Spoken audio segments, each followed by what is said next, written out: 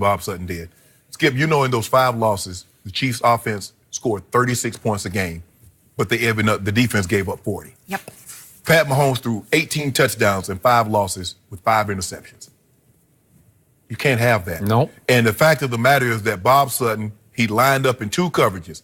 Cover 1, single high safety, and cover 5, 2 deep shell, man underneath. That's all he did. Skip, and for a guy of Tom Brady and Josh McDaniel, the way they can diagram plays, you just can't do that.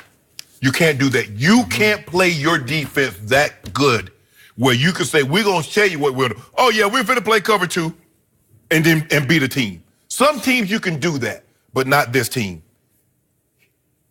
And you would think in the 4th quarter and overtime, Julian Edelman, 4 catches, 74 yards. Rob Gronkowski, 3 catches, 51 yards. You would think. So you know what? I know Tom Brady, he can read the defenses, but I'm going to tell you what he's going to have to do. He's going to have to read the defense and go to Chris Hogan. He's going to have to go to Philip Dorsett.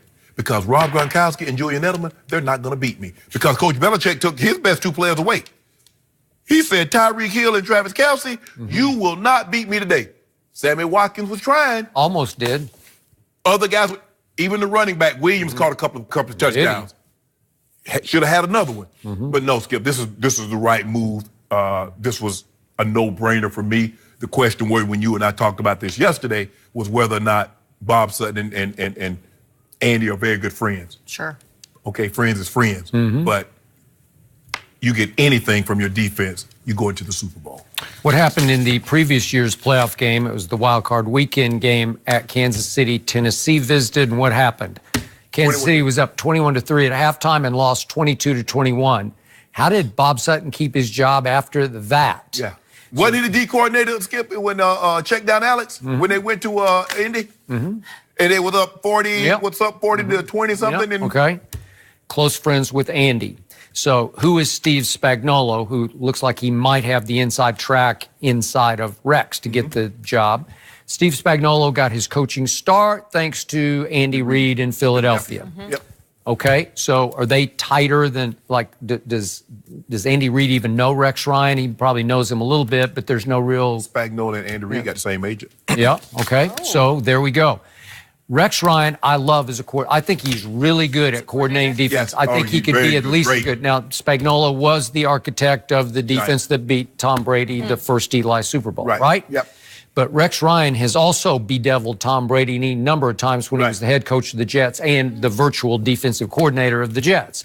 But Rex Ryan would be a threat to me to Andy Reid, right? Like he's a head coach by trade. And do you want that guy on your staff as a possible replacement if things go south? I don't know. And another thing, Skip, Spagnuolo is a 4-3. Rex is a 3-4. Bob Sutton is 3-4. Yeah. Now, the question is, does Andy want to go to a 4-down lineman look, or does he want to stay in the 3-4 lineman look? That also is going to probably weigh into because Rex, could he call a 4-3? Sure. But he based everything out of a 3-4 set. So that's kind of how he wants could to Steve Spagnuolo switch up what his philosophy? He could. Well, I think the thing is that now D Ford is a free agent. What are they going to do? Are they going to try and sign him back? But for me, Skip, this is unacceptable that you made no adjustments. You would not at least double Edelman. You would not at least double Gronk, especially down the stretch. I'm going to take away your best weapons, especially down the stretch. And I'm going to make Chris Hogan. If Chris Hogan catches 3 or 4 passes, or if Philip Dorsett catches 3 or 4 passes, and they beat me like that, Skip, I made you go to your auxiliary. I made you go to your 3rd and 4th option. There's nothing you can do about that. You can't, like you said, you can't double everybody. No. But I'm going to double your 2 best. And make you, I'm going to see if Chris Hogan can make another one-handed catch. I'm going to see if Philip Dorsett can make another touchdown. Or as many times as Tom Brady has beaten blitzes, I'm going to try. I'm going to throw the kitchen sink at him a couple times. A few times. Just to see what happens. Maybe to mix it up. Maybe to throw him off just a split second. Just to knock him down to get his jersey dirty. Maybe. They ain't get the man. They're hungry. All they're going to do, Skip, right now, I watched them. They already sold the Super Bowl emblem on that same jersey that they wore in Kansas City. They ain't even watching. Equipment manager say it's clean. Just hang it up in the locker. Really? Yeah. Oh, that's not bad. It's not a good sign. This will not be the last defensive coordinator that Tom Brady gets fired. That's just what he does for a living. He gets coordinators fired because it's hard, man. If we You put that look list at it together, and you say, good point. eh. Philly got his guy. He got to keep his job. Yeah. Guy from Philly last year. What his name is? Yeah. Yeah, he kept his job. Did he? Thanks to Bill Belichick. Now, don't do that, Skip. See, there you go. See? You see, that's what Rob was talking about. I know. Jenny, that's what Rob was talking about. Yeah, you guys are coming around. We're going to get... How did the Philly coordinator, you know, it is Jim Schwartz, but how did he keep his job when Tom threw for 505? Should he have been fired? Got a strip sack. Okay. Oh. How about this for a headline? Why was Jay-Z in Pittsburgh for a college basketball game last? Is coming up next right here on FS1. Let's head over, check in with Colin. How you doing today, Colin? What's on the show? Tom Brady's not going to retire. It's obvious, and I'll tell you why. And it's not just about winning football games. And is Patrick Mahomes the next Dan Marino? Success early that's never duplicated for the next decade. Could happen. We'll lay it out for you next. Thank you, Colin. Time for our final topic of the day. Duke blew out Pitt on the road last night, and Jay-Z was courtside to see it all. Zion Williamson and R.J. Barrett are expected to be top picks in the draft, and Jay-Z just happens to run Rock Nation Sports. After the game, Zion said, quote, "That was like a dream come true to me. He is the GOAT." Shannon, what do you make of this? Oh, hey, you know, hey. I mean, Jay-Z just happened to be on a Tuesday in Pittsburgh. Really? Just showed up? Not New York, not in L.A., but just in Pittsburgh. This was a recruitment trip. You know, Jay-Z, you know, Rock Nation.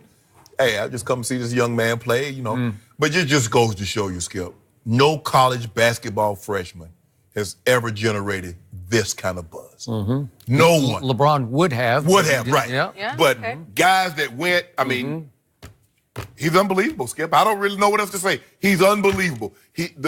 You know, watching him, he's as advertised. He's box office. He is. And a lot of teams are tanking.